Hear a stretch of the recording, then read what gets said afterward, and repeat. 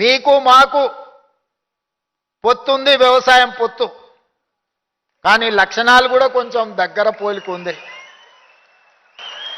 మనకు అవకాశం రాగానే రిలాక్స్ అయిపోతాం. మేము బంగళ కట్టుకుంటాం, కారు కొనుక్కుంటాం, చుట్టాల దావతులకు పోతుంటాం. మీరు కూడా అవకాశం రాగానే అవకాశం వచ్చింది ఇంకేముందిలే అలసిపోయినాం దావత్ చేసుకుందాం అని అనుకుంటారు.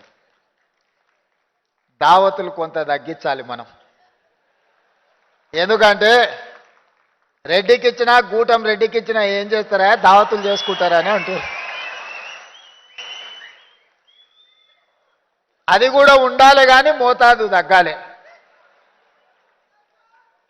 ఇతరులు మనల్ని చూసి అరే పిల్లలు కష్టపడుతురా, బాగా కష్టపడుతురు, మంచిగా చేస్తురు, 10 మందికి సాయం చేస్తురు, ఈ పిల్లలకు అవకాశం ఇస్తే నిలబెట్టుకుంటారు, ఈ పిల్లలకు అవకాశం వస్తే 10 మందికి అండగా నిలబడతారు అని ఒక మంచి పేరు తెచ్చుకోవాల్సిన బాధ్యత మీ మీద నా మీద ఉన్నదని నేను అనుకుంటున్నా. వాళ్ళు కూర్చున్నప్పుడు మనల్ని చూసి నవ్వుకుంటారు, వీళ్ళకి ఏది ఇచ్చినావో నిలబెట్టుకోవడా వాంతోనే అయిపోతుందని. మనం అట్లా కాదు, ఇంకా 10 మందికి నిలబెడతామనే నమ్మకం కలిగించాల్సిన బాధ్యత ముఖ్యంగా నా మీద, సతీష్ మాదిగ మీద అవుతుందా. ఎందుకంటే అందరు మనల్ని గమనిస్తారు. రాజ్యం ఉంది కదా అని వాళ్ళకి కావాల్సిన పని చేసుకుంటారు, ఎంత నిలబెట్టుకుంటారో చూద్దాం కదా అని అనుకుంటారు. నేనైతే జెడ్పీహెచ్ఎస్లో చదివిన, మా దామన్ అయితే హెచ్పిఎస్లో చదువుకున్నాడు.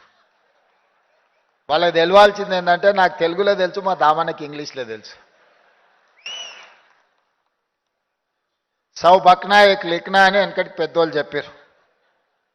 बकने वाले बकते रहेंगे मगर हम लिखना पक्का लिख के रखेंगे, कहीं पर छोड़ने का नहीं है. इस बार कहीं किसी को जगह नहीं छोड़ेंगे. जो जाति के लिए जरूरी है सब कुछ लिखेंगे, कानून बनाएंगे, कोई आगे कुछ नहीं कर सके.